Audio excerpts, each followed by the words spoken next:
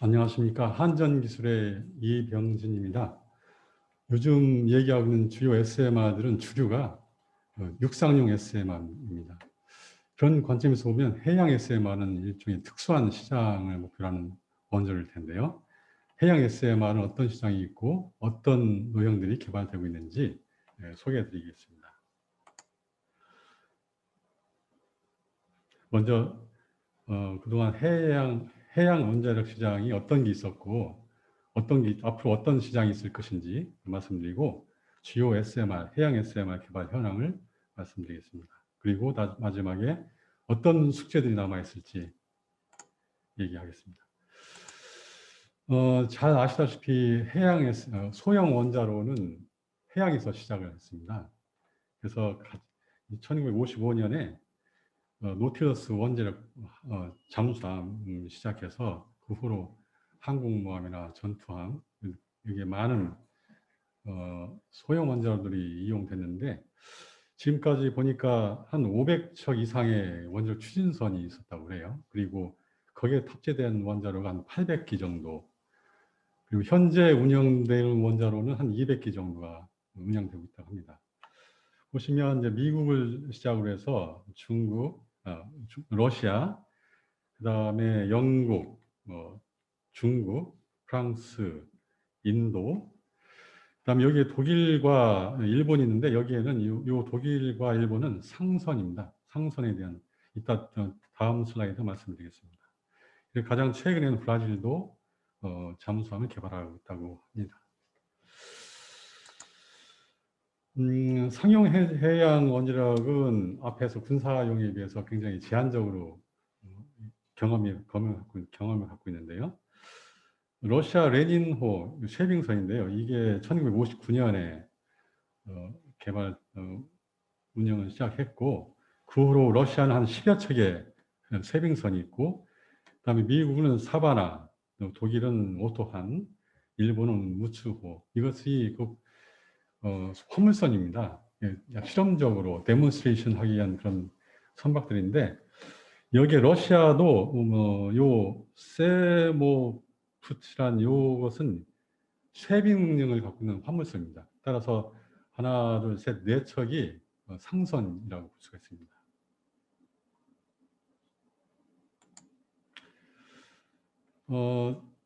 우리나라도 해양 원자력 시스템에 대해서 그동안 조선해양학회하고 원자력학회 전문가들이 2012년부터 15년 사이에 활동을 해서 보고서를 2번을 만들었습니다. 처음에는 기술 개발 방향에 대해서 보고서를 만들었고, 그리고 또 하나는 15년에 사업화 방안에 대해서 보고서를 만들었는데요.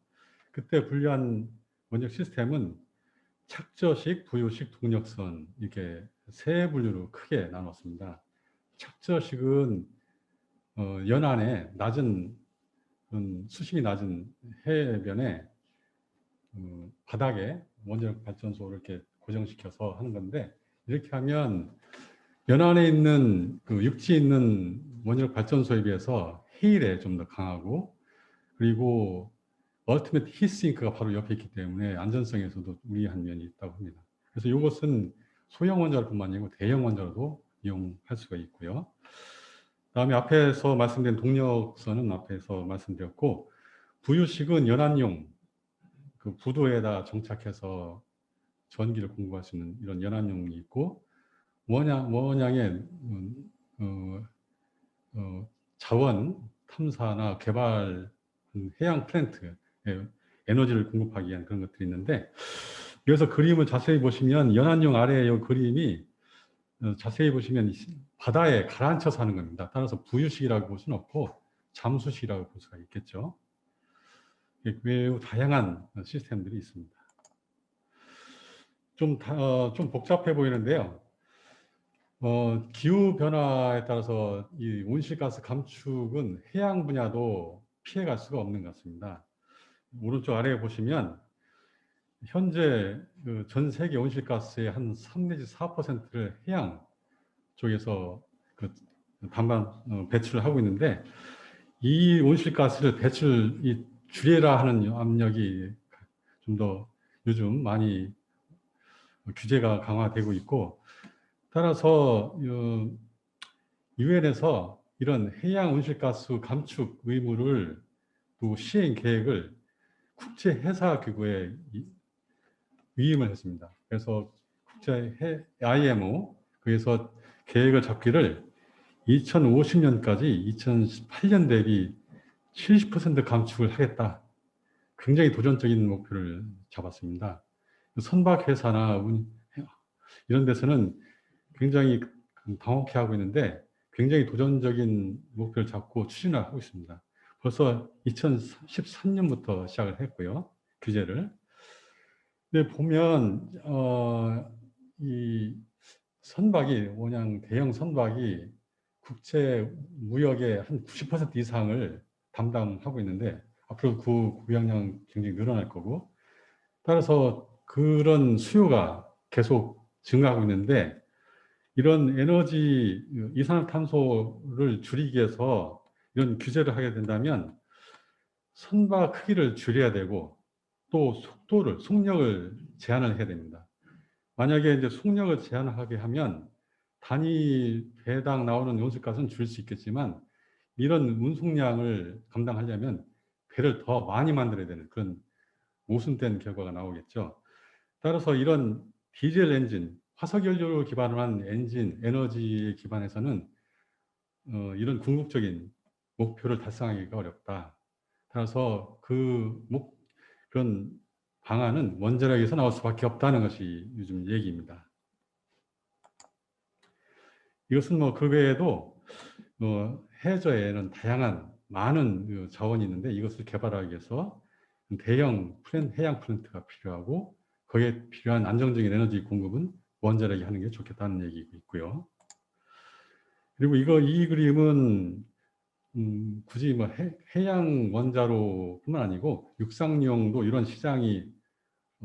시장을 보고 개발하고 있을 텐데 특히 이런 섬이 많은 지역이나 또 원자로를 직접 거기 가서 건설하기 어려운 이런 환경이 나쁜 지역에는 배를 건조해서 원자력 선박을 건조해서 옮겨가지고 하는 그 뒤에서 말씀드리겠지만 러시아에서 지금 하고 있는 그런 사업 모델이 적절하다고도 볼 수 있습니다.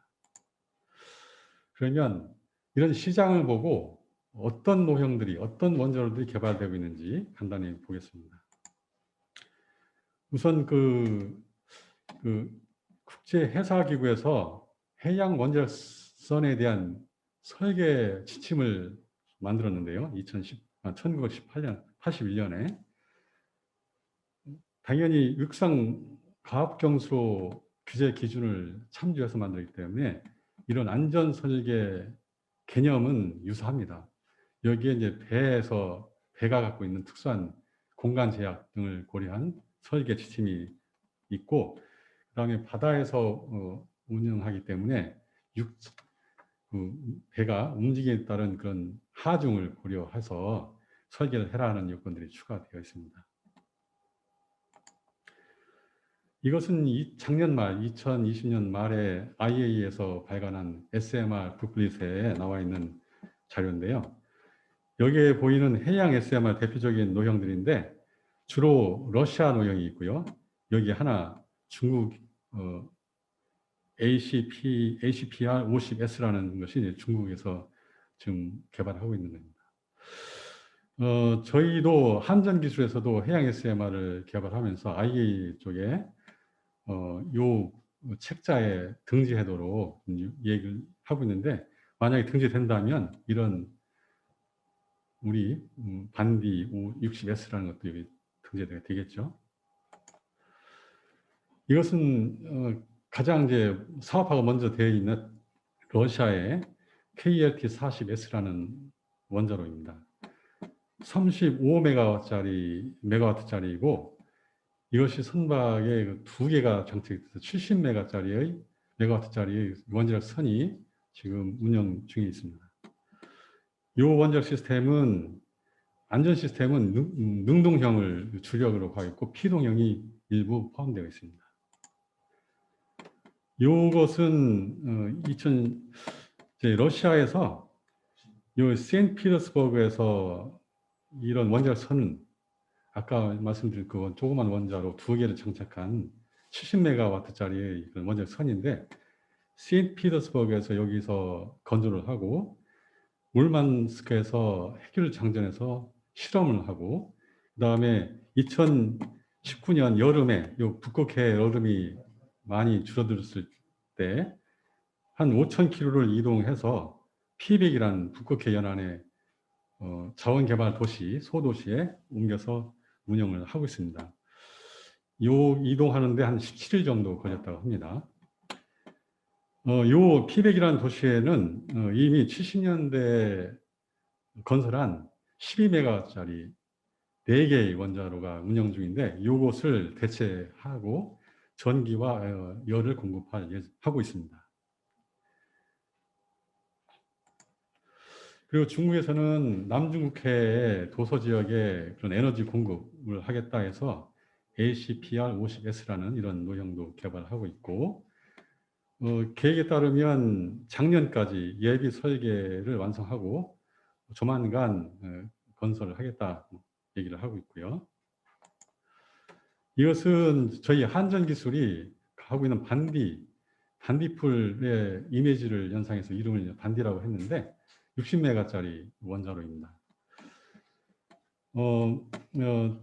저희 한전기술은 상용 원자력 발전소를 설계하는 엔지니어링 회사이기 때문에 저희 강점을 가능한 많이 살려서 경수로의 그런 입증된 설계를 많이 차용하고 그리고 여기서 혁신 기술이라고 하면 원자로 블록 안에 가압기를 내장했고요.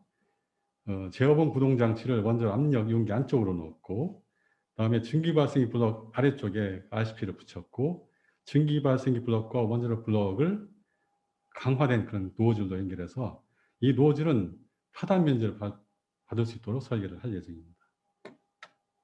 그래서 여기서 이렇게 한전기술이 굳이 해양 SMR을 선택한 것은 우리 캐리에서 스마트 육상용을 하고 있기 때문에 그쪽 시장보다는 좀 차별화된 시장을 겨누는 게 우리한테는 맞겠다 해서 이렇게 했고요. 여기서 쓰인 핵심 요소 기술, 무붕상이나 내장형 CDN 이런 것들은 육상용 SMR에도 충분히 적용할 수 있는 기술이기 때문에 저희들 인력의 기술 역량을 강화하기 위해서 꾸준히 이 기술을 연마하고 있습니다.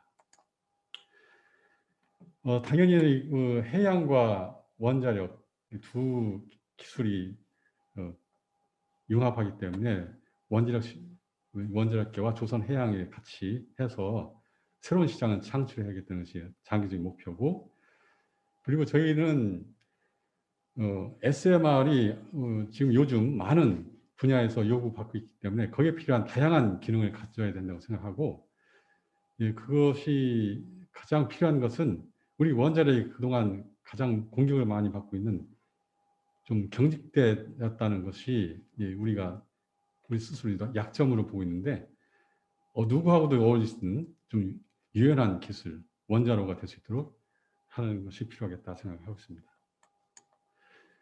그러면 이제 목표는 높게 잡았는데 이것이 현실화되려면 많은 과제들이 있겠죠. 그래서 그렇잖아도 아까 앞에서 언급한 해양원전특별위원회에서도 그런 얘기를 했습니다. 조선해양과 원자력계 양쪽의 산업에는 차이점이 많다. 따라서 그 차이점을 극복해야 되고 저희가 조선해양 쪽하고 한번 얘기를 해보면 원자력 쪽에는 왜 이렇게 사업의 그런 텀이 주기가 그렇게 기냐 한 10년이 뭐냐 한 5년 내에 빨리빨리 하지 그래서 그런 체질의 차이점이 있는 것 같습니다.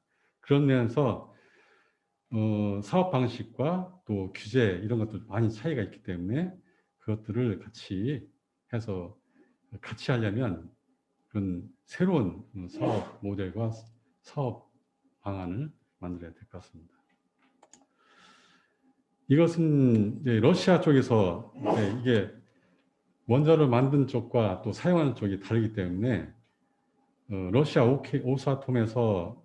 로사톰에서 제안한 사업 모델입니다. 이 그림 보면 러시아에서 원자로를 만들어서 해결을 장전해서 그다음에 어떤 경유국을 지나서 수출하고자 하는 국가에다가 원자로를 갖다 놓고 운영을 한 다음에 다시 재장전은 다시 러시아 쪽으로 갖고 와서 오버 메인테넌스를 하고 여기에서 나온 해결료는 러시아에서 처리하겠다. 이런 사업 모델을 제안했습니다. 여기에 따라서 그러면 정말 이 원자로를 만들어서 이동하고 하는 이 과정에서 다양한 이슈들이 생기겠죠. 현안들을, 이런 문제들을 해결해야 됩니다. 그리고 인허가도 마찬가지입니다. 육상용은 우리가 익숙하게 알듯이 부지 허가도 받아야 되고 또 건설 허가도 받아야 되고 운영 허가도 받아야 되는데, 그래서 해양운전은 바로 조선소에서 만들어서 수출해서 바로 연결해가지고 운영하기 때문에 운영 허가만 받는 굉장히 단축된 인허가 일정을 갖고 있습니다. 이렇게 보셨듯이 해양 SMR은 육상용에서 우리가 익히 알고 있는 또 예상할 수 있는 것보다 더 많은 이슈들을 갖고 있고, 따라서 기술적인 또 정치, 또 사회적인 문제, 또 정치적인 문제까지 많은 이슈들이 있기 때문에 이런 것들을 풀어야 될 앞으로 우리가 갖고 있는 숙제라고 봅니다. 이상입니다. 감사합니다.